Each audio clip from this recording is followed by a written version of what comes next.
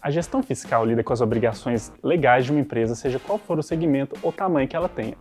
A emissão da nota fiscal, por exemplo, é gerada e armazenada nos registros da Receita Federal do Brasil e entidades conveniadas ao Fisco Federal para fins de arrecadação, fiscalização e tributação.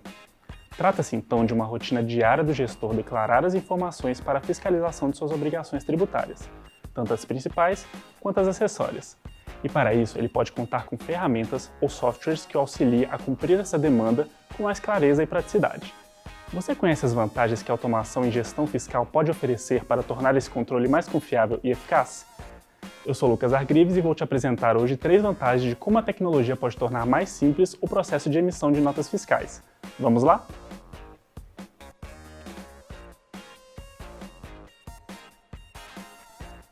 Os impostos apresentam variações de acordo com o seu tributo e sua alíquota.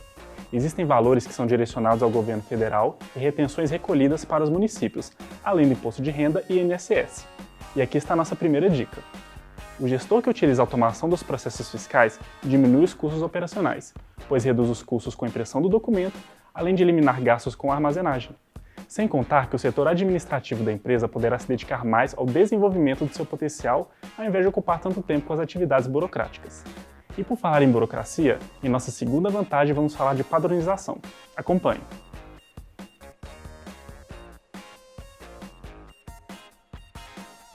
Contar com informações fiscais consolidadas é essencial para a performance da empresa. Isso porque o gestor que conta com a automação para a apuração dos regimes fiscais padroniza as informações tributárias e atende às legislações e suas obrigações, obtendo a aprovação dos impostos por meio do mapa de apuração, que pré-valida todos os dados fiscais. O sistema para gestão fiscal também facilita a entrega das obrigações acessórias federais, como o SPED, contribuições, entre outros, estaduais, SPED fiscal e municipais, além de contar com a emissão em contingência, o cancelamento eletrônico, a inutilização de numeração, entre outras funcionalidades. É a modernização ao lado do gestor.